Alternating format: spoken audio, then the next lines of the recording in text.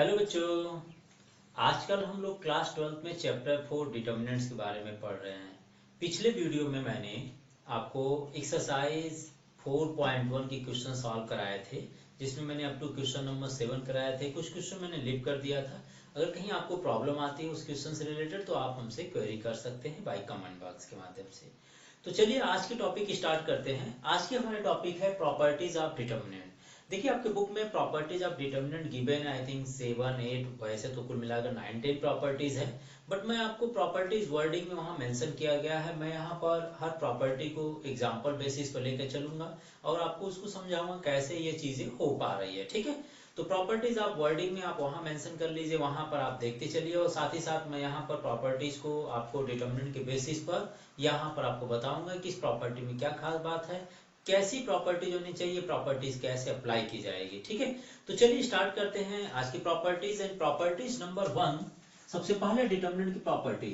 याद रखिए डिटर्मिनेंट में सबसे मेन पार्ट आपके डिटर्मिनेंट्स की प्रॉपर्टीज होती है, क्योंकि 4 और 6 मार्क्स में कंटिन्यू आ रहा है। हर बार आपके एग्जामिनेशन में प्रॉपर्टीज डिटर्मिनेंट की इंपॉर्टेंट पार्ट है। ठीक है, एक क्वेश्चन 100% फिक्स होता है। दूसरी चीज है, जैसे आपने एलिमेंट्री ऑपरेशन की प्रॉपर्टीज लगाए थे, वहां पर बाउंडेशन होता था कि किसी भी रो या कॉलम को आप अप्लाई करेंगे, लेकर एक रो को दूसरे रो के साथ ऐड कर सकते हैं। यहाँ पर भी वही कर सकते हैं। किसी कॉलम को किसी दूसरे कॉलम के साथ ऐड कर सकते हैं, आप यहाँ पर भी कर सकते हैं। ठीक है, वहां पर कंडीशन थी किसी रो में किसी कांस्टेंट से मल्टीप्लाई कर सकते हैं, बाद में चाहे तो किसी दूसरे रो को ऐड कर लीजिए, या रो को ऐड करिए बाद में किसी कांस्टेंट से मल्टीप्लाई किसी अदर रो को सब्ट्रैक्ट ऐड कर सकते थे। यहाँ पर भी कर सकते हैं। किसी भी एक रो को दूसरे रो के साथ इंटरचेंज, सिमिलरली कॉलम के साथ भी प्रोसेस अप्लाई करते हैं। यहाँ पर भी डिटर्मिनेंट में भी प्रॉपर्टीज अप्लाई कर सकते हैं। उसमें एलिमेंट्री ऑपरेशन में कंडीशंस थी कि हम या तो रो ऑपरेशन अप्लाई करेंगे या तो कॉलम ऑपरेशन, लेकिन डिटर्मिनेंट में ऐसा कोई बाउंडेशंस नहीं होता है। आप एक बार रो ऑपरेशन अप्लाई कर लिए, अगली बार कॉलम ऑपरेशन अप्लाई करिए, चाहे तो पूरे डिटर्मिनेंट को चेंज कर लीजिए। ऐसा इसमें सारी चीजें आप कर सकते हैं। ठीक है, तो चलिए स्टार्ट करते हैं आज की प्रॉपर्टीज। प्रॉपर्टीज नंबर 1 था एक तो प्रॉपर्टीज नंबर 1, मैं आपको एग्जांपल बेसिस पर लेकर चल रहा हूँ, ध्यान से देखिएगा। If any row or columns, all element of any row or column are zero, ठीक है, then the value of the determinant is zero. हम ऐसे लेकर चलते हैं, किसी भी रो या कॉलम के, अगर किसी भी रो या किसी एक कॉलम के सारे एलिमेंट अगर जीरो हो जाते हैं तो value of the determinant become zero. That means अगर मान लीजिए हमारे पास हो A B and C, and ये रो आपके रो के सारे element C D and D, किसी भी रो आर कॉलम के सारे एलिमेंट आपके जीरो हो जाए। मान लीजिए हमने फर्स्ट कॉलम के एलिमेंट आपने कहीं देखिए आपका जीरो हो जा रहा है, तो आप ये कह सकते हैं E F G, then the value of determinant is zero. If any row or column, if all element of any row or column is zero, मतलब आप ये कह लीजिए कि किसी भी एक रो या एक कॉलम के सारे एलिमेंट जीरो हो जाए तो वो डिटर्मिनेंट्स की वैल्यू क्या हो जाएगी, जीरो हो जाएगी। ठीक है, नंबर नेक्स्ट प्रॉपर्टीज हम लेकर चलते हैं नंबर 2। आप ऐसे इसको सॉल्व कर लीजिए, एक्सपेंड कर लीजिए। अगर आप इसको प्लस माइनस प्लस के हिसाब से आप इसको एक्सपेंड भी करते हैं तब भी इसकी वैल्यू क्या आ जाएगी, जीरो। तो आप इतना तक अगर क्वेश्चन में प्रॉपर्टी जब अप्लाई करेंगे, इतने तक आने के बाद आप इसकी वैल्यू एक्सपेंड करने की जरूरत नहीं पड़ेगी कि आप प्लस माइनस प्लस, जैसे एक्सरसाइज 4.4 में 4.1 में हमने एक्सपेंड पढ़े थे कि find the value of the determinant. तो ऐसा कुछ नहीं करना पड़ेगा आपको, डायरेक्टली वैल्यू आप इसकी फाइंड कर सकते हैं, मतलब इसकी वैल्यू डायरेक्टली आप जीरो लिख सकते हैं। ठीक है, नंबर 2 लेकर चलते हैं प्रॉपर्टीज में, कि हम यहाँ पर प्रॉपर्टी लेकर चल रहे हैं। इसमें अगर प्रिंसिपल डायगोनल्स के बिलो या अपर, मींस अगर एक डिटर्मिनेंट हमारे अपर ट्रायंगुलर मैट्रिक्स काइंड्स का हो या लोअर ट्रायंगुलर मैट्रिक्स काइंड्स का हो, ऐसे केसेस में तो value of the determinant is equal to product of all element of principal diagonal हुआ करता है। ठीक है, कैसे मैं आपको बता रहा हूँ, देखिए किसी भी डिटर्मिनेंट्स में अगर लोअर ट्रायंगुलर या अपर ट्रायंगुलर कंडीशन बना, जैसे मान लीजिए आपके ये मैट्रिक्स हमने ले लिया, सॉरी डिटर्मिनेंट ले लिया 2 4 6, एंड बिलो एलिमेंट सारे आपके जीरो हो गया। यहाँ पर आपका है 3 5 एंड 7 है। Then the value of this determinant is equal to कितना होगा, जानते हैं कितना होगा, is equal to the product of all element of principal diagonal. That means it will be 2 into 4 into 6 आएगा। आप चेक कर सकते हैं।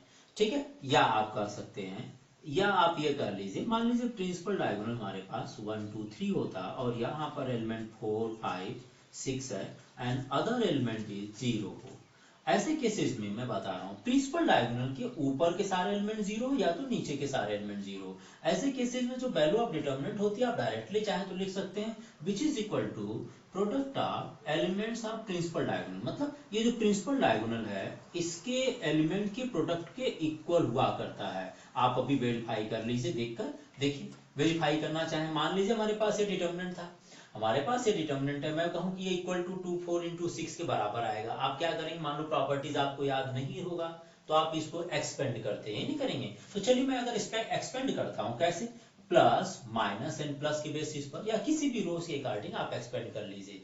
अब चलिए मान लीजिए हम इसको एक्सपेंड करते हैं तो ये पहला एलिमेंट 2 का कोफैक्टर कितना होगा, 2 का कोफैक्टर 2 जिस कॉलम एंड जिस रो में उसको बंद कर लीजिए, बचा क्या 4 0 7 6, लिख लीजिए 4 0 7 एंड 6।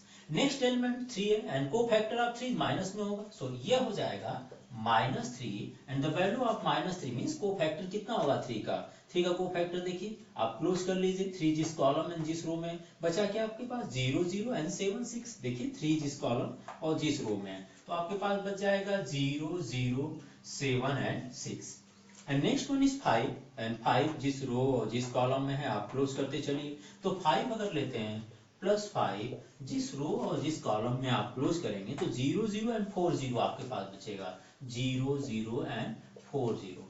कैलकुलेट कर लीजिए इसको, देखिए कितना आएगा 2 एंड 4 इंटू 6 होता है ना, 4 इंटू 6 एंड बीच में क्या होगा 0 इंटू 7 -0 एंड 3 है ना, 0 इंटू 7 इज इक्वल टू 0 हो जाएगा। नेक्स्ट -3 यहाँ पर क्या होगा 6 into 0 minus 0 into 7 is equal to 0, so and next one is 5 0 into 0 and 0 into 4 is equal to 0। देखिए सारे एलिमेंट आपके 0 हो गए तो बचा क्या आपके पास 2 4 एंड 6, 2 4 एंड 6 बच गया। तो हमने यहाँ पर प्रॉपर्टीज नंबर 2 की बात किए थे, if the main diagonals means principal diagonal के below elements, all element of principal diagonal below or above, है ना, एबव में लोअर ट्रायंगल और अपर ट्रायंगल कंडीशन में, ठीक है ना। अगर ये आपके डिटर्मिनेंट्स में किसी लोअर प्रिंसिपल डायगोनल के सारे एलिमेंट, नीचे के सारे एलिमेंट 0 हो या ऊपर के सारे एलिमेंट 0 हो जाए तो ऐसे केसेस में आपको कैलकुलेट करने की जरूरत नहीं है। According to property its value of the determinant become 1 into 2 into 3, that means 2 into 4 into 3 means all element of principal diagonal के प्रोडक्ट के इक्वल होता है, ठीक है। प्रॉपर्टीज नंबर 3 लेकर चलते हैं। प्रॉपर्टीज नंबर 3, अगर हम किसी डिटर्मिनेंट्स की प्रॉपर्टीज नंबर 3 में लेकर चलते हैं, अगर किसी डिटर्मिनेंट का ट्रांसपोज कर दिया जाए, ठीक है, डिटर्मिनेंट्स का ट्रांसपोज कर दिया जाए, then the value of the determinant become unchange. Means अगर कोई डिटर्मिनेंट गिवन है, ठीक है ना, कोई डिटर्मिनेंट्स गिवन या स्क्वायर ऑर्डर मैट्रिक्स गिवन है, उसका हम ट्रांसपोज कर लेते हैं, ट्रांसपोज करने के बाद उसका डिटर्मिनेंट की वैल्यू फाइंड करते हैं। ऐसे केसेस में जो वैल्यू ऑफ डिटर्मिनेंट आएगा वो अनचेंज होता है। जैसे सपोज कर लीजिए यहाँ पर हमने एक छोटा सा एग्जांपल लेकर चलते हैं, 2 क्रॉस 2 ऑर्डर का भी ले सकते हैं, 3 क्रॉस 3 ऑर्डर का भी लेकर चल सकते हैं। मान लीजिए हमने एक मैट्रिक्स ले लेते हैं, सपोज कीजिए 1 2 and 3 4, okay, and the transpose of this matrix A transpose कितना हो जाएगा 1 2 एंड 3 4। अगर हम इसका डिटर्मिनेंट निकाल लें, इस मैट्रिक्स का डिटर्मिनेंट फाइंड करें, बिकॉज स्क्वायर ऑर्डर मैट्रिक्स है, विच इज इक्वल टू 1 2 3 4, तो कितना आ जाएगा ये आप कैलकुलेट कर लीजिए, कितना आएगा 4 - 6 is equal to -2, okay. And the transpose जो हमारे पास स्क्वायर ऑर्डर मैट्रिक्स का जो ट्रांसपोज किए हैं उसका हम डिटर्मिनेंट्स वैल्यू फाइंड कर रहे हैं, कितना आ जाएगा डिटर्मिनेंट्स की value 1 3 and 2 4, which is equal to 4 and 2 into 3 is equal to 6 and -2। देखिए दोनों वैल्यू बराबर आ गई। कोई भी स्क्वायर ऑर्डर मैट्रिक्स हो या डिटर्मिनेंट हो उसका ट्रांसपोज करते means if all elements of a row and column are interchange, and row all elements of row interchange with column and all elements of column interchange with row, either this condition में then the value of the determinant become unchanged means दोनों की value same होती है, equals होती है, ठीक है ना। वैल्यू का डिटरमिनेंट क्या होती है सेम हुआ करती है। तो ये देखिए हमारे पास कंडीशंस होती है, इसको देखकर अगर बोला जाए तो ये बोल सकते हैं transpose of determinants element means एक मैट्रिक्स है उसका ट्रांसपोज का determinants is equal to determinant of that matrix means value of the determinant become unchange. ये दोनों कंडीशंस को बताता है।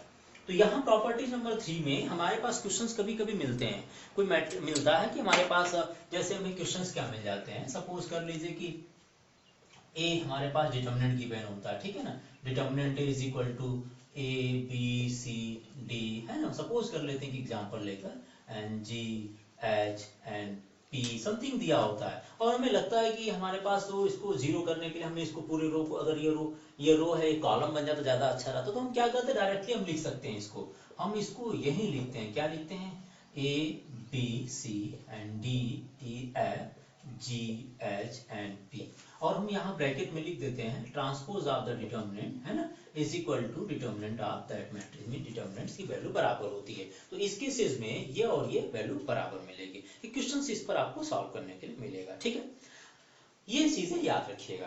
चलिए नेक्स्ट लेके चलते हैं प्रॉपर्टीज नंबर 4। प्रॉपर्टीज नंबर 4 में if two row and two columns are looking is identical then the value of the determinant become zero. Means अगर हम बात करें कोई भी दो रो एंड दो कॉलम है, जैसे मान लीजिए हमने ये ले लिए 1 2 3 एंड 1 2 3 4 5 6, मैंने कोई भी दो रो आइडेंटिकल ले लिया, एक जैसा लिया, या तो आप कर सकते हैं कोई भी दो कॉलम आपके पास आइडेंटिकल हो, इस केसेस में वैल्यू ऑफ द डिटर्मिनेंट, इस डिटर्मिनेंट की वैल्यू क्या हो जाएगी, जीरो हो जाती है। आप इसको एक्सपेंड करके देख लीजिए, प्लस माइनस प्लस लगाकर आप एक्सपेंड कर सकते हैं, तो एक्सपेंड करने पर बाद भी आप देखेंगे जो वैल्यू ऑफ डिटर्मिनेंट आएगा, मींस अगर दोनों रो आपके एक जैसा है तो वैल्यू ऑफ डिटर्मिनेंट बराबर आ जाती है, ठीक है। आप इसको एक्सपेंड करके सॉल्व करेंगे, कितना आ जाएगा, जीरो आ जाएगा। The proof of the determinant properties are not given in your book, ठीक है, ये आपके बुक में नहीं है, ये स्कोप आपके जो बुक में प्रॉपर्टीज है ओनली एग्जांपल के बेसिस पर ही सॉल्यूशन करना है, और इसकी प्रॉपर्टीज बियॉन्ड द क्लास है, तो हम उसके प्रॉपर्टीज का प्रूफ लेकर नहीं चलते, हम एग्जांपल लेकर समझाने की कोशिश करेंगे प्रॉपर्टीज आखिर में है क्या, एंड प्रॉपर्टीज को कैसे एप्लीकेबल करेंगे, कैसे अप्लाई करेंगे हम क्वेश्चंस में, ठीक है। तो सबसे पहले प्रॉपर्टीज को देखना जरूरी होता है कि हम कैसे प्रॉपर्टीज को अप्लाई कर रहे हैं, साथ ही साथ आते आते हम अगर मान लो ऐसे केसेस में आते हैं, यहाँ पर ए बी सी और यहाँ डी एफ समथिंग कुछ और रहता, तो ऐसे केसेस में आप तुरंत उसकी वैल्यू जीरो लिख दीजिएगा, ठीक है। नेक्स्ट प्रॉपर्टी लेकर चलते हैं, properties number 3। If any two row or column are interchange with each other, means एक दूसरे के साथ इंटरचेंज होते हैं, then the value of determinant become negative sign, of whole of the determinant हो जाएगा। मींस हम ये कहना चाह रहे हैं कि अगर सपोज कीजिए हमारे पास एक डिटरमिनेंट है A B C and here A plus B C plus D something कुछ भी मिल लीजिए, आपके पास सपोज कीजिए डिटरमिनेंट गिवन है, ठीक है, और आपको लग रहा है कि हमें इस रो को उठाकर हमें यहाँ लाना है या इस रो को यहाँ लाना है, सिमिलरली कॉलम के लिए भी आप कर सकते हैं। तो ऐसे केसेस में अगर मान लीजिए रो को आप इंटरचेंज करना चाह रहे हैं, जैसे ये R1 है और ये R2 है, जैसे कि हमने इनवर्स एलिमेंट्री ऑपरेशन में बात की थी, ये R1 या R2 या R3 and C1 C2 and C3, suppose कीजिए आपको लगता है कि हमें R1 और R2 को आपस में इंटरचेंज करना है, तो ऐसे केसेस में आप इसको इंटरचेंज जरूर कीजिए, जैसे ये रो यहाँ चला जाएगा और ये रो यहाँ आता है, तो डिटर्मिनेंट्स की जो साइन होगा वो नेगेटिव हो जाएगा, whole of the determinant become negative sign, means ये आपका a प्लस बी, या c plus D, next e plus f, और ये आ जाएगा a b c and e f G. तो value of the determinant become negative sign, जितनी बार आप इंटरचेंज करेंगे, सपोज कीजिए आपने रो को चेंज कर लिए, अब आप मान लीजिए लग रहा है कि आपको कॉलम को भी इंटरचेंज करना चाह रहे हैं, C1 टेंड्स टू C2, मतलब C1 इंटरचेंज कर रहे हैं C2 के साथ, ये आपस में इंटरचेंज हो रहा है, ओके। तो ऐसे केसेस में फिर ये नेगेटिव हो जाएगा, नेगेटिव इंटू नेगेटिव मतलब प्लस हो जाएगा, माइनस माइनस प्लस, और कॉलम को आपस में इंटरचेंज कर लीजिए, then C plus D B F, next one is A plus B A and E, here E plus F C and G। देख लीजिए आप वैल्यू कितनी बार, जितनी बार आप इसको इंटरचेंज करेंगे चाहे रो या कॉलम को, उतनी बार इसकी वैल्यू क्या हो जाएगी, नेगेटिव हो जाएगी, ठीक है ना। नेगेटिव मतलब आपके साइन माइनस लगते जाएंगे, 3 बार करेंगे तो -1 की पावर क्यूब हो जाएगा, है ना, -1 नेक्स्ट -1 का स्क्वायर नेक्स्ट -1 की पावर क्यूब, ऐसे आप इसको कर सकते हैं, ठीक है। प्रॉपर्टीज नंबर नेक्स्ट लेकर चलते हैं, प्रॉपर्टीज नंबर 6 की बात करते हैं। अगर कोई भी रो या कॉलम आपस में एडिशन फॉर्म में है विद एनी अदर रो या कॉलम के साथ, मान लीजिए कोई भी row and column are in the added form, added form मतलब आप ऐसे देख लीजिए एग्जांपल्स को, मान लीजिए सपोज कर ले हमारे पास है कोई भी रो या कॉलम आपस में ऐड किया गया किसी एक एलिमेंट के साथ और आप उसको डिस्ट्रीब्यूट करना चाह रहे हैं, मान लीजिए हमारे पास ये एलिमेंट, ये एक DF हो गया, और यहाँ मान लीजिए GH ले लिए, और E plus G and H and I है, सपोज कीजिए हमारे पास डिटरमिनेंट इस पार्ट में दिया है, कोई भी रो या कॉलम में आपके express they the sum of the two elements हो, sum of the two elements है, ठीक है। ऐसे केसेस में इस डिटरमिनेंट की जो वैल्यू होगी इक्वल टू कितनी होगी, इस डिटरमिनेंट की जो वैल्यू होगी इक्वल टू ये जो दोनों ये एडिशन वाला पार्ट है वह आपका डिस्ट्रीब्यूट हो जाता है, मिक्स टू डिफरेंट डिटरमिनेंट बनाता है। कैसे बनाता है, अगर कोई रो या कॉलम आपस में एडिशन में है तो आप इसको अलग अलग लिख सकते हैं, that means A D and E, so E G H F H I and plus दूसरा part B and plus B F G E G H E G H and F H I। देख लीजिए, आपको मैंने कहा कि कोई भी रो या कॉलम, ऐसे केसेस सभी के लिए अप्लाई है, कोई भी row and column two element या मोर देन टू एलिमेंट किसी रो में या कॉलम में ऐड किए गए हैं तो आप उसको एक्सप्रेस कर सकते हैं। जैसे यहाँ पर हमारे पास a प्लस बी था, ठीक है ना, दो टर्म्स इस कॉलम में ऐड किए गए थे तो हमने कॉलम रिगार्डिंग इसको डिस्ट्रीब्यूट कर दिए, और ये कॉलम जब डिस्ट्रीब्यूट होता है एक एलिमेंट के साथ बाकी दोनों लिखे जाते हैं और दूसरे वाले जो एडिशन फॉर्म है उसके साथ बाकी दो लिखे जाएंगे। ऐसा केसेस कॉलम के साथ भी चलता है। अब आपके पास यहाँ डाउट क्या आती है, आप लोग करते क्या है, जैसे मान लीजिए एक और एग्जाम्पल लेकर चलता हूँ इसी क्वेश्चन को, a plus b, d plus f, e plus g and next one is e plus मान लीजिए b होता है, ठीक है, and g plus h होता है and h plus something i suppose कर लीजिए आपका होता है यहाँ पर f h and i। ऐसे ही एक कॉलम में होकर कोई दो कॉलम हो जाता है एडिशन में, तो आप लोग क्या करते हैं, आप लोग करते हैं कि ए D E G H F H आई, ऐसा नहीं, किसी एक कॉलम या एक रो को ही आप एक्सप्रेस कर सकते हैं। अगर इसको डिस्ट्रीब्यूट किया जाए टोटल कितने डिटरमिनेंट्स पार्ट में डिस्ट्रीब्यूट किया जा सकता है, तो उसके लिए आप क्या करेंगे, सबसे पहले किसी एक कॉलम या एक रो को ही डिस्ट्रीब्यूट कर पाएंगे। तो ये अगर डिस्ट्रीब्यूट किया जाएगा तो ये क्या हो जाएगा, A D E and next is E G H, E G EGH मतलब E plus B, G plus H and H plus I, F H I and plus क्या होगा, दूसरे वाले कॉलम को, दूसरा वाला कॉलम के एलिमेंट क्या है, दूसरा पहले हमारी इस कॉलम में दूसरा एलिमेंट क्या है, B F and G है, तो लिख दीजिए B F and G। Next one is E plus B and G plus H, next one is H plus I, F H I, F H and I, ठीक है। आप अगर फिर से मान लीजिए यहाँ पर दिख रहा है कि ये कॉलम फिर से लिखा गया, आप ऐसा नहीं कर सकते कि इसके सारे फर्स्ट एलिमेंट ले लें इसके साथ और इसके सारे सेकेंड एलिमेंट दो पार्ट में डिवाइड होगा, नहीं, एक रो या एक कॉलम के ही आपके एलिमेंट डिस्ट्रीब्यूट हुआ करते हैं, ठीक है।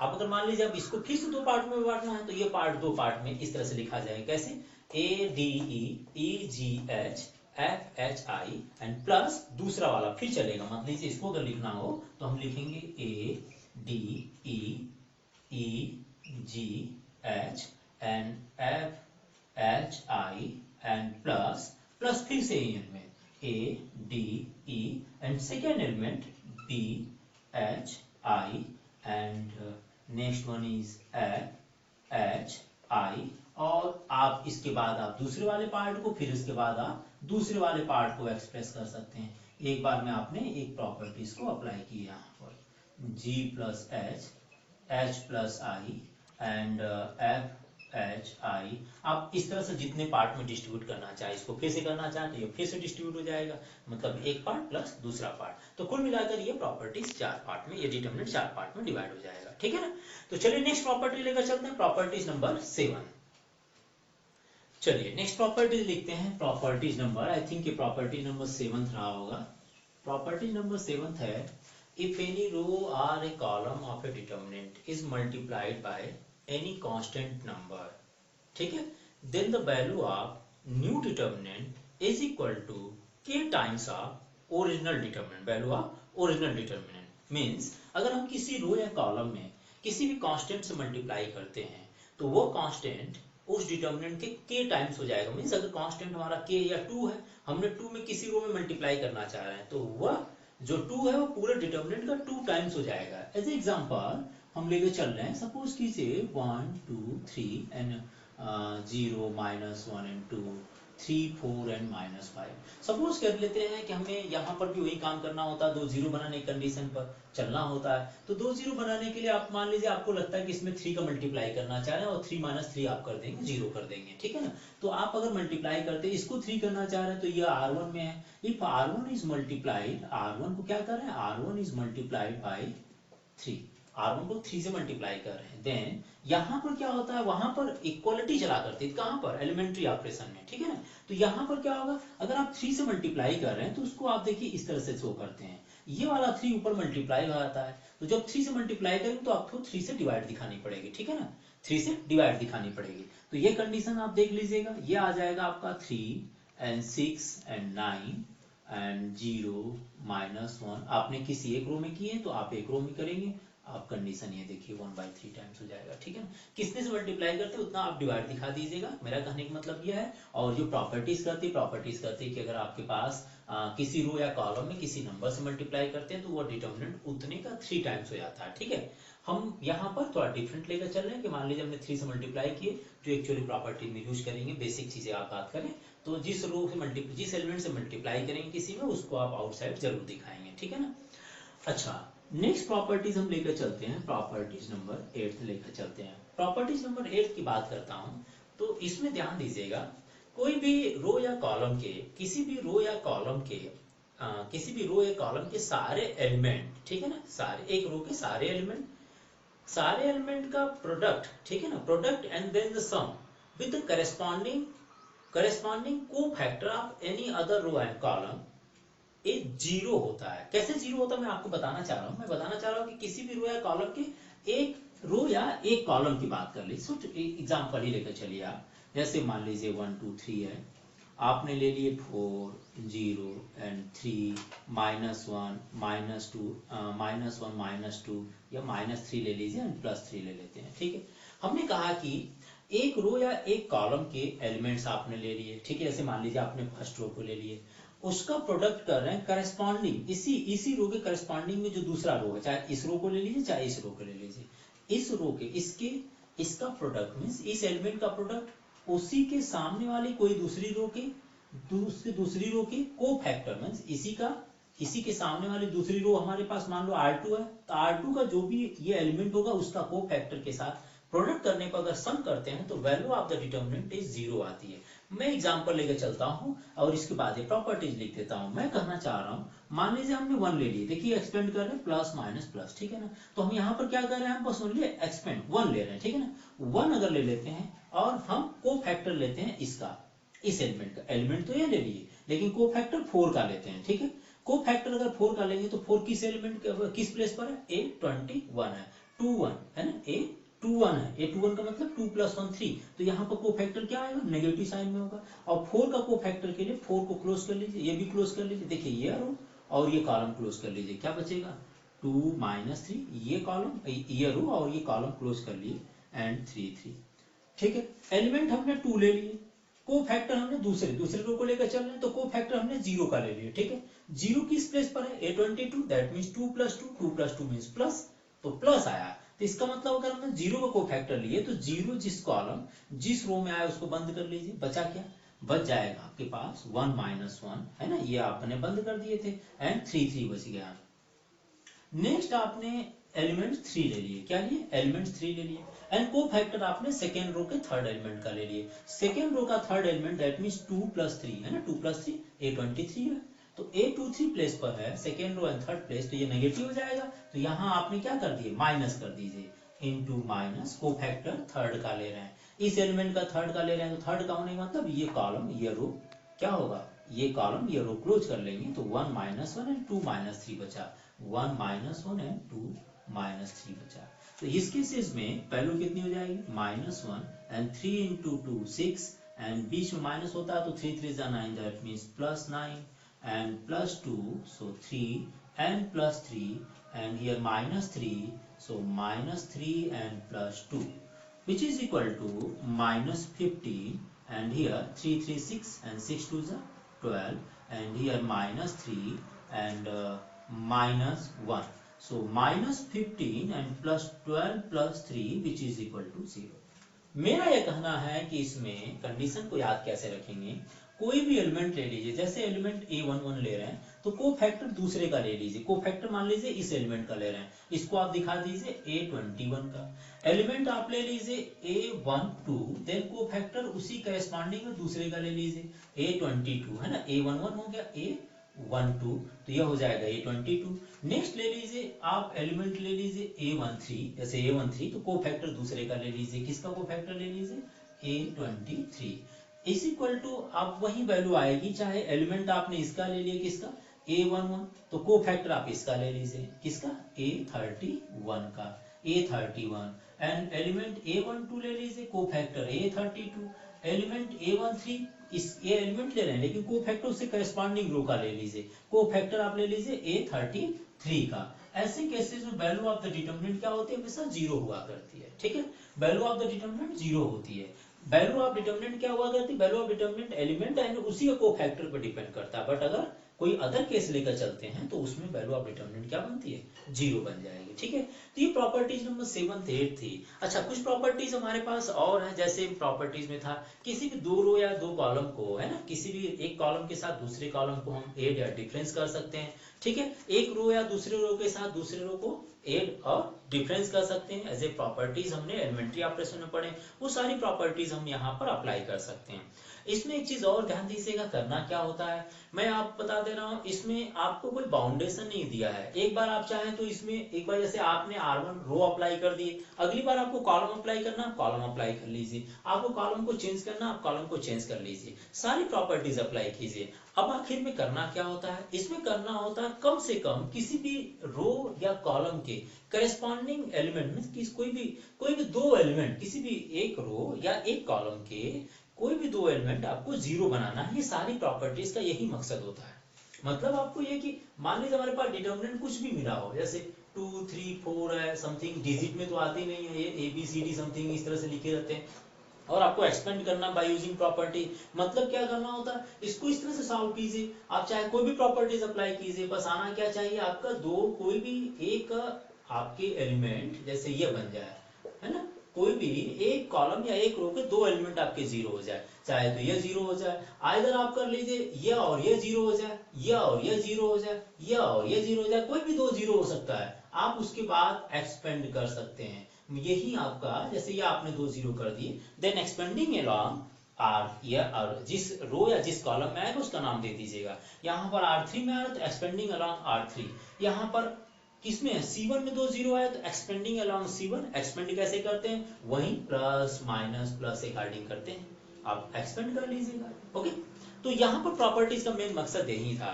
प्रॉपर्टीज मैंने जितनी भी आपके बुक में भी पढ़ी हुई प्रॉपर्टीज को अगर ध्यान से देखेंगे तो प्रॉपर्टीज एक बार देखने के बाद आप भूल जाइएगा मेनली क्या है। मेनली इसमें प्रॉपर्टीज में भाई कॉलम को कॉलम सेट कर सकते हैं, रो को रो को सेट कर सकते हैं, किसी भी डिटरमिनेंट को पूरे के पूरे इंटरचेंज कर दीजिएगा।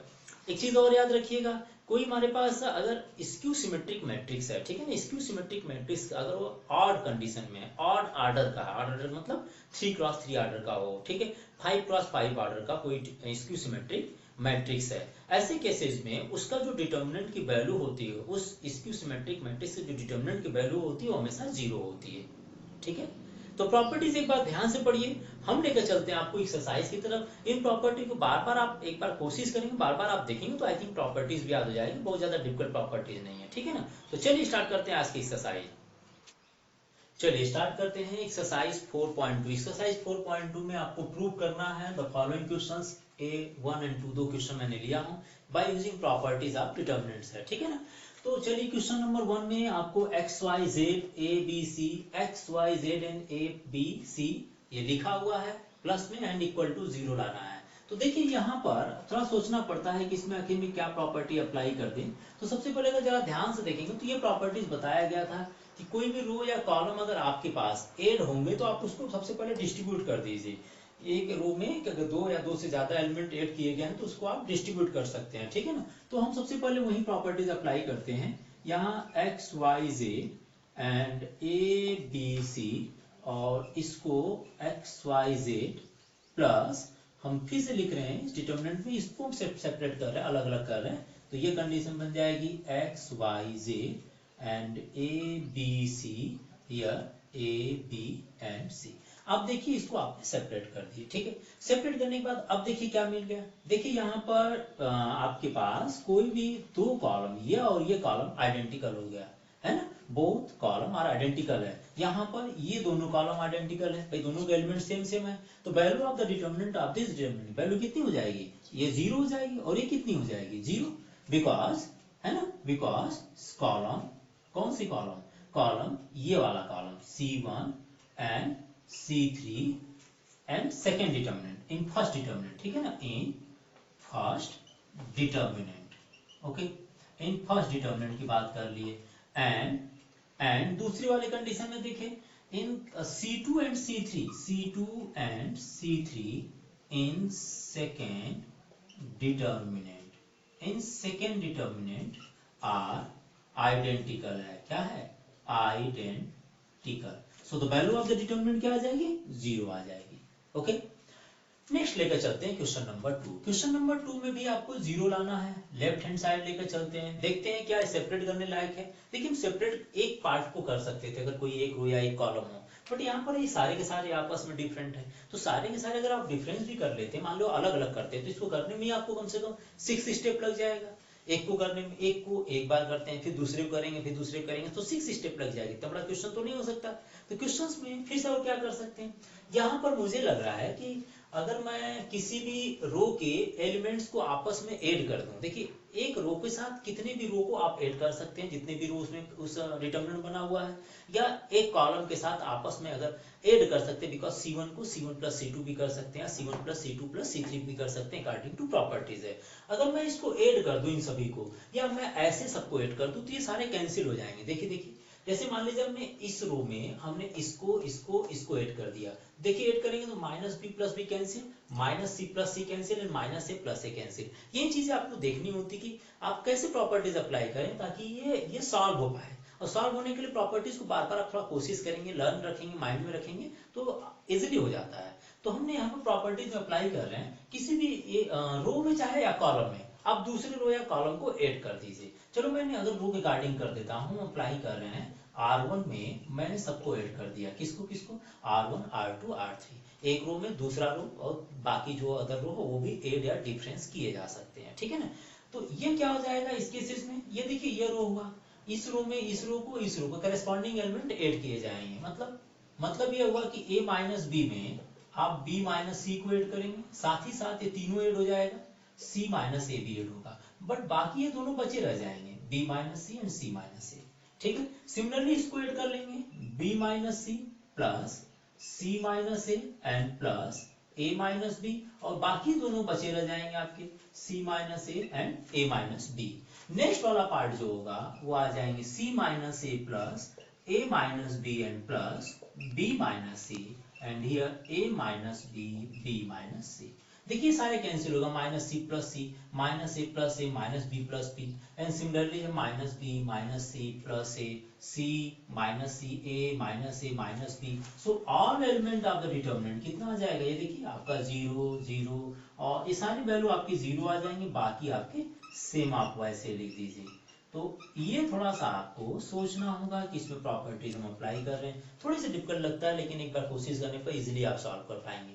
और मैंने आपको प्रॉपर्टीज नेक्स्ट बताया था, किसी भी रो या कॉलम के अगर सारे एलिमेंट क्या हो 0 हो जाए, then the value of the determinant क्या होता है 0 हो जाता है। देखिए इसके सारे एलिमेंट क्या है इस रो के 0 है, तो वैल्यू ऑफ द डिटरमिनेंट क्या होगा, इसकी वैल्यू क्या हो जाएगी 0। लिख सकते हैं all element of R1 are 0, so the value of the determinant is 0 हो गया अकॉर्डिंग टू प्रॉपर्टी, ठीक है ना। इजी क्वेश्चन है, चलिए क्वेश्चन और लेकर चलते हैं आपके लिए। चलिए नेक्स्ट क्वेश्चन लेकर चलते हैं, question number 3, by using properties of determinant prove करना, आपको 0 लाना है, ठीक है।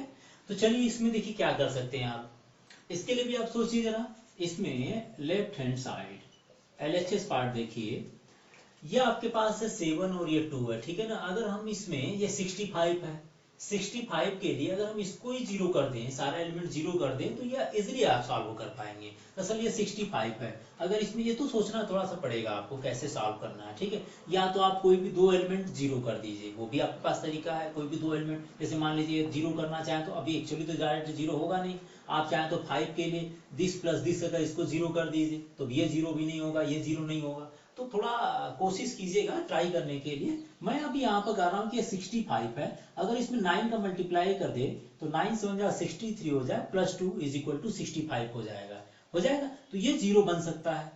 और इसी तरह से 9 जब इसमें करेंगे तो इसमें भी करके देख लीजिए, 9 8 जा 72 एंड प्लस 3 72 प्लस 3 75, इधर 9 का मल्टीप्लाई कर लीजिए, 9 9 जा 81 81 प्लस 5 इज 86, मतलब ये सारे 86 आ गए। अगर हम इसमें पहले 9 का मल्टीप्लाई कर दे और बाद में इसमें 2 ऐड कर एक साथ लिख दें, तो अगर हम सिंपल करना चाहें तो हम सिंपल इसको लिख सकते हैं। क्या लिख सकते हैं, देखिए मैं लिख रहा हूँ यहाँ पर 2 3 5 7 8 9 65 75 एंड 86। ओके, प्रॉपर्टीज में आप क्या करें, इसमें पहले 9 का मल्टीप्लाई करें, उसके बाद 8 कर दे रहे हैं, ठीक है, आप ये करना चाह रहे हैं, और उसके बाद जो आ रहा है उससे डिफरेंस कर रहे हैं, मतलब हमें इसको 0 कर रहे हैं। 0 किसको कर रहे हैं, हम C3 को 0 करना चाह रहे हैं, तो मैं C3 को 0 कर रहा हूँ।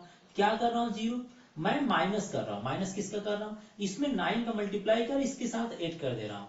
9 का मल्टीप्लाई मैं C2 के साथ कर रहा हूँ, 9 7 जा 63, और उसमें 2 ऐड कर दे रहा हूँ। 2 किसके प्लेस पर है, 2 C1 के प्लेस पर है, तो 9 C2 प्लस C1।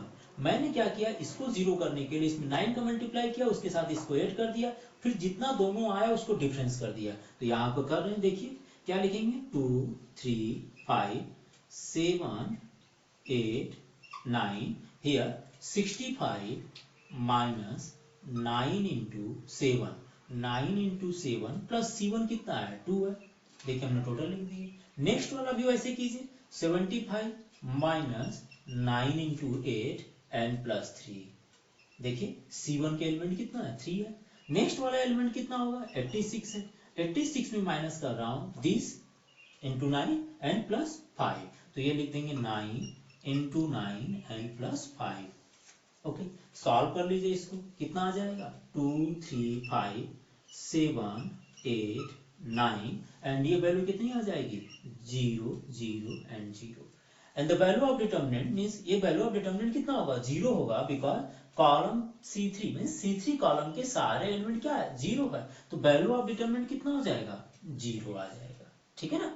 तो ये आपने प्रॉपर्टीज अप्लाई की, ये कंडीशन आप थोड़ा सा आप सोच लीजिए, अदरवाइज 2 0 बनाकर आप एक्सपेंड कभी कर सकते हैं। आप इसमें कोई भी 2 0 बना लीजिए, कहीं कहीं ऐसा होता है कि समटाइम 2 0 नहीं बन पाता है, वो भी अप्लाई करेंगे। अभी कुछ क्वेश्चंस लेकर चलते हैं जो डायरेक्टली हो पाते हैं, ठीक है, नहीं होगा तो हम 2 0 बनाकर आपको कोशिश बताएं कैसे आपको उसको सॉल्व करना है।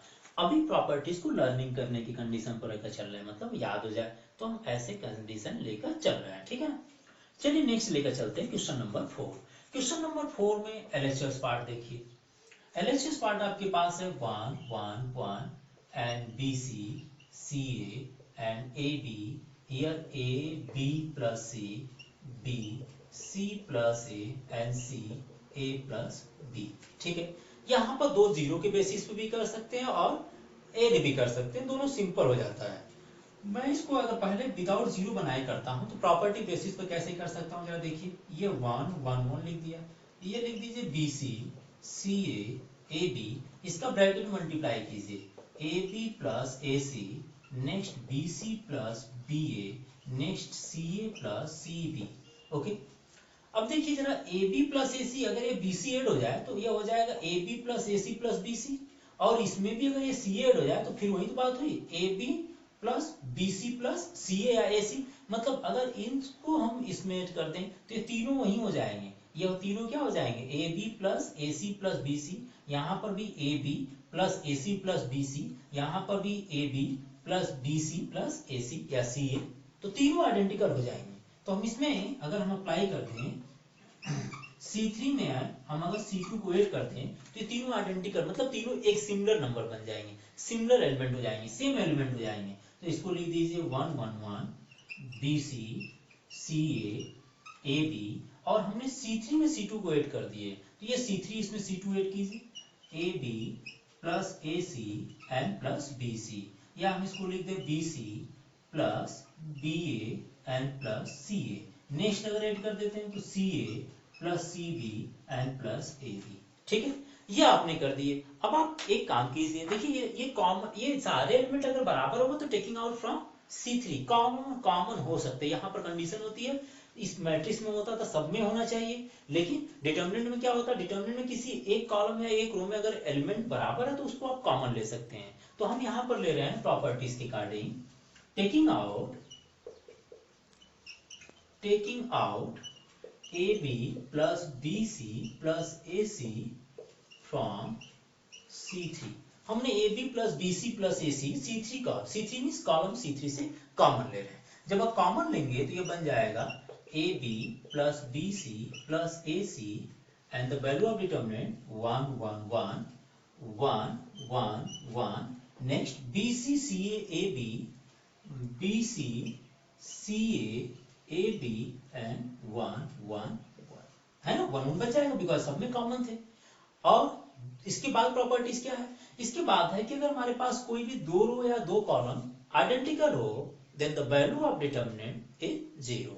आइडेंटिकल मतलब सेम हो गया, यहाँ सेम हो गया। कौन से कॉलम हुए, C1 and C3 are identical है, C1 and C3 are identical, C1 and C3 are identical. इसको लास्ट में लिख दीजिएगा, क्या लिखेंगे, AB plus BC and plus AC, यहाँ पर 0 लिख देंगे because C1 and C3 are identical है, ठीक है। C1 एंड C3 आइडेंटिकल होंगे then the value of determinant कितना हो गया, 0 हो गया, ठीक है। दूसरी कंडीशन, आप अगर प्रॉपर्टीज को इतने ना अप्लाई और करना चाहें तो ये देखिए 1 1 तो ऑलरेडी बना हुआ है, आप इसमें 2 0 बनाइए और एक्सपेंड कर लीजिए, वही काम हम करना शुरू करेंगे। अभी तक जितनी प्रॉपर्टीज के बेसिस पर हो जा रहा है उतना सॉल्व कर रहे हैं, बाकी प्रॉपर्टीज लगाएंगे और 2 0 बनाने की कोशिश करेंगे। तो एक बार आप इसको देख लीजिए, मैं दूसरा मेथड अभी बताऊंगा जब क्वेश्चन नंबर 5 6 के बाद चलेंगे तब, ठीक है ना। तो आप एक बार कंप्लीटली इसको देख लीजिए, क्वेश्चन और डिस्कस कर लेते हैं हम लोग। चलिए स्टार्ट करते हैं क्वेश्चन और। Question number 5, B plus C plus A plus B and Q plus R plus P plus Q। Next is Y plus Z plus X and X plus Y is equal to this find करना है, ठीक है। तो चलिए start करेंगे questions को। ये question board में भी आ चुका है, बोर्ड एग्जामिनेशन में 2 साल मैंने देखा हूँ इसको, तो आप देख लीजिएगा। प्रीवियस ईयर एग्जामिनेशन में आई थिंक ये पूछा भी गया है, ठीक है। आई थिंक 2014-15 में करीब आया था, तो आप एक बार इसको देख लीजिएगा। समथिंग सबसे पहले बात करते हैं कि हमें राइट हैंड साइड में लाना क्या है। राइट हैंड साइड में हमें लाना 2 and this one single single single होना चाहिए। ये 2 लाने के लिए अगर हम इन सबको ऐड कर दें, सबको ऐड करने का मतलब ये ए, अगर हम R1 में R1 R2 R3 इस तरह से ऐड कर दें तो ऐसे केसेस में A भी 2 हो जाएगा, B भी 2 टाइम्स हो जाएगा, C भी 2 टाइम्स हो जाएगा, सिमिलरली P भी 2 टाइम्स हो जाएगा, Q भी 2 हो जाएगा, 2 R हो जाएंगे। और जब सब में 2 2 2 लगा रहेगा तो हम 2 को कॉमन ले लेंगे, तो 2 तो हमारे पास मिल जाएगा कम से कम। तो सबसे पहले हम 2 लाने की कोशिश करते हैं, ठीक है ना। तो चलिए स्टार्ट करते हैं। हम इसको 2 लाने के लिए हम सबको ऐड कर दे रहे हैं। किसको किसको ऐड कर रहे हैं, R1 में R1 R2 एंड R3। ऐसे इसलिए नहीं ऐड कर रहे हैं बिकॉज ये डिफरेंट है, यहाँ B है तो यहाँ B नहीं है। हम ऐसे अगर ऐड करेंगे तो B में B ऐड हो जाएंगे, 2B बन जाएंगे। तो चलिए ऐड कीजिए इसको। जब ऐड करेंगे तो ये देखिए A plus B, B plus C में तीनों ऐड हो जाएंगे, मीन्स ये हो जाएगा B plus C and C plus A, next one is A plus B। Similarly ये भी ऐड हो जाएंगे, Q plus R, R plus P and P plus Q। Next one is Y plus Z, Z plus X and X plus Y। और बाकी similar ऐसे लिख देंगे, कैसे, C plus A plus B and R plus P, P plus Q and Z plus X and X plus Y। ये दिखाया जा सकता है, ठीक है। अगर ऐड कर ले इसको तो ये कितना मिल जाएगा, ऐड करने पर 2A plus B plus C, इसको ऐड कर लीजिए, ये मिल जाएगा 2P plus Q plus R। Next इसको ऐड कर लीजिए सारे एलिमेंट्स को, तो ये मिल जाएंगे 2X plus Y plus Z, बचा कितना, C plus A plus B, here R plus P, P plus Q, Z plus X and X plus Y। अब देखिए 2 सब में मिल गया है, मिल गया ना। तो आप 2 कॉमन ले लीजिए, लिखिए इसमें टेकिंग आउट 2 फ्रॉम, किससे कॉमन ले रहे हैं, R1 से, 2 फ्रॉम R1 से, तो ये 2 कॉमन हो जाएगा। बचा कितना फिर, A plus B plus C, C plus A plus B यहां से कॉमन ले लीजिए, p plus Q plus R plus p and p plus Q. Next one is x plus y plus z plus x and x plus Y. आपने 2 common ले लिए, ठीक है. अब क्या करना है, अब हमें इसको सिंगल बनाना है. देखिए ए बी सी लाना है, मतलब सबको सिंगल बनाना है. यहाँ a प्लस बी प्लस सी, यहाँ c प्लस है, यहाँ a प्लस बी है. सिंगल बनाने के लिए चाहे तो c प्लस a को अगर इससे माइनस कर दो तो ये b बच जाएगा, और b बच जाएगा, b को इससे माइनस कर दो तो ये a बच जाएगा, और जब a बच जाएगा तो फिर दोनों को देखें तो ये भी आपके बन सकता है. लेकिन ऐसा ना करें, तो हम एक काम करते हैं, सबसे पहले हम इसको r1 को इससे माइनस कर देते हैं. जैसे ये c प्लस a है और इससे माइनस अगर करेंगे, अगर इससे माइनस करते हैं c प्लस a में a प्लस बी प्लस सी, इसको माइनस करते हैं तो ये ऑलरेडी माइनस b बचेगा. क्या करना चाह रहा हूं मैं, पहले इन दोनों को सिंगल बनाऊंगा, r1 r2 और r3 को, और बाद में जब ये सिंगल सिंगल बन जाएगा तो पहला वाला अपने आप सिंगल बन जाएगा. कैसे देखिए जरा, मैं यहाँ पर अप्लाई कर रहा हूँ प्रॉपर्टीज. इसके बाद नेक्स्ट लिखेंगे लाइन. यहाँ पर r2 में r1 को माइनस कर रहा हूँ और r3 में भी r1 को माइनस कर रहा हूँ. मैं अप्लाई कर रहा हूँ r2 में r2 minus r1 and r3 के लिए भी एक ही साथ अप्लाई कर रहा हूँ. एक साथ दो प्रॉपर्टीज को अप्लाई कर दें. जो रो या कॉलम एक के साथ डिफरेंस होगा वही दूसरे के साथ भी डिफरेंस या एड होते हैं, ठीक है ना. तो चलिए लिखते हैं यहाँ पर 2. r1 में कहीं कोई चेंजिंग नहीं है तो लिख दीजिए इसको a plus B plus C. Next one is p plus Q plus r. Next x plus y plus z, x plus y plus z. Here c plus a में a plus b plus c minus कर रहा हूँ, c plus a minus a plus b plus c. Similarly r plus p में minus कर रहा हूँ p plus q plus r, ठीक है ना, p plus q plus r. Next one, next z plus x में x plus y plus z को minus कर रहा हूं. ओके, थर्ड वाला भी वैसे ही करते हैं, हम r1 को माइनस कर रहे हैं तो थर्ड में लिखिए a प्लस b के साथ similarly a plus b plus c, p plus q के साथ p प्लस q के साथ p plus q plus r minus कर रहे हैं. Next line x plus y के साथ x प्लस y के साथ x plus y plus z minus कर रहे हैं, ठीक है ना, x plus y plus z minus कर रहे हैं. मैं ये रब कर देता हूँ ताकि कंप्लीट है. आपने इसको पहले नोट कर ही लिया होंगे तो थोड़ा सा ये रब कर देता हूँ पार्ट. हाँ, तो चलिए यहाँ लिखते हैं next line, which is equal to 2 and a plus b plus c, p plus q plus r and x plus y plus z. यहाँ सॉल्व कर लीजिए तो c to c cancel and a to a cancel, so minus b बच जाएगा. r plus p के हिसाब से अगर कैंसिल करें तो माइनस q बचेगा. यहाँ z और x कैंसिल हो जाएंगे, माइनस x बचेगा. यहाँ देखिए a b कैंसिल होगा तो माइनस c. नेक्स्ट में p q कैंसिल होगा तो minus r, and next part में x y कैंसिल होगा तो माइनस z बच गया. अब आप देखिए ये तो नेगेटिव आया तो नेगेटिव कॉमन लेंगे तो पॉजिटिव हो जाएगा. यहाँ BC चाहिए था, BC ऑलरेडी बन गया पार्ट. लेकिन अब देखिए B और C दोनों अगर हम इसके साथ ऐड कर दें तो यहाँ A बच जाएगा, B से B कैंसिल हो जाएगा और C से C कैंसिल हो जाएगा. एक को देखिए बाकी वही प्रॉपर्टीज तीनों में अप्लाई हो जाएगी. तो हम यहाँ पर R1 में हम इन दोनों को ऐड कर दे रहे हैं, जब ऐड करेंगे तो ये कैंसिल हो जाएगा. हम यहाँ पर अप्लाई कर रहे हैं R1 में R1 plus R2 plus R3. R1 में तीनों पार्ट ऐड कर लेंगे तो ऐड कीजिए 2 a प्लस बी प्लस सी में माइनस बी, इन दोनों को ऐड कर दे रहा हूं. मैं लिख कर दिखा दे रहा हूं, आप शॉर्टकट भी कर सकते हैं, ठीक है. Next line p plus Q plus r में minus Q and minus r add कर दिए. नेक्स्ट वाली line x plus Y plus z में minus x and minus z. Okay, तो ये बच जाएगा माइनस b माइनस c. ये कितना होगा, minus Q minus r and minus x minus z. Solve कर लीजिए इसको. सॉल्व करेंगे तो b to b cancel and c to c cancel. कितना बच जाएगा, a हियर p.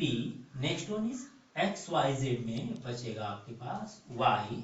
यहाँ बच जाएगा minus b minus c minus q minus r minus x and minus z. y यहाँ पर x plus y plus z, Z plus x में, Z plus x में यहाँ कितना बचेगा, जेड प्लस एक्स में माइनस वाई बच जाएगा, वो माइनस वाई बचेगा, ठीक है ना। तो माइनस वाई हो जाएगा, यह ध्यान दीजिएगा, माइनस वाई हो जाएंगे। यहाँ पर पी क्यू आर है तो यहाँ बच जाएगा माइनस, यहाँ एक्स बच जाएगा, ठीक है ना, ध्यान दीजिएगा, यह थोड़ा मिस्टेक हो गया, ये बच जाएगा minus Y, okay, minus Y. Next अब हमारे पास ये देखिए पॉजिटिव आना चाहिए, जबकि यहाँ पर हमारे पास नेगेटिव है, तो taking out negative sign from R2 and R3 लिख सकते हैं। तो नेक्स्ट लाइन यहाँ लिख दे रहा हूं, थोड़ा डिफिकल्ट लगता है लेकिन बार बार यूज करने पर ये कंप्लीट हो जाते हैं। तो नेक्स्ट लाइन देखिए, इसमें पॉजिटिव बना दीजिए बिकॉज पॉजिटिव आंसर लाना है। तो ये लिखिए taking out negative sign from R2 and R3 respectively, okay. R2 and R3 से कॉमन ले लीजिए, देखिए 2 तो है ही, अब एक माइनस कॉमन ले लिए, दूसरा माइनस कॉमन ले लिए, किससे ले लिए, 2 के साथ मल्टीप्लाई हो जाएगा, ये कितना बच जाएगा, A P X, next is B Q Y and C R Z, minus minus क्या होगा, प्लस हो जाएगा, बच जाएगा A B C P Q R and X Y Z which is equal to R H S. Simple था, थोड़ा सा properties जहां पर ज्यादा लग जाते हैं वो देखना पड़ता है कि हमें लाना कैसे और कैसा स्टेप हो जाए विदाउट प्रॉपर्टीज। ये थोड़ा सा आपने एलिमेंट्री ऑपरेशन पढ़े हैं इसलिए मेरे हिसाब से ज्यादा समझ में आ रही होगी। थोड़ा कोशिश कीजिए, एग्जाम्पल को लेकर ट्राई कीजिए तो हो जाएगा। साथ ही साथ एनसीईआरटी के अलावा किसी अदर सप्लीमेंट्री बुक का भी इस चैप्टर के लिए, इस एक्सरसाइज के लिए आप उसका रेफरेंस लीजिए ताकि उसमें और क्वेश्चन मिलेंगे, आप और क्वेश्चन का प्रैक्टिस कर सकते हैं। क्वेश्चन बार बार प्रैक्टिस करने पर ही आइडिया लग जाता है कि हम कैसे इसको सॉल्व कर सकते हैं, कैसे 2 जीरो बनाएंगे। तो आज मैंने इतना इस टॉपिक में क्वेश्चन नंबर 5 तक बताया हूँ और बाकी क्वेश्चन हम नेक्स्ट टॉपिक में डिस्कस करेंगे, ठीक है। नेक्स्ट वीडियो में बात करते हैं, आज के लिए बस इतना ही।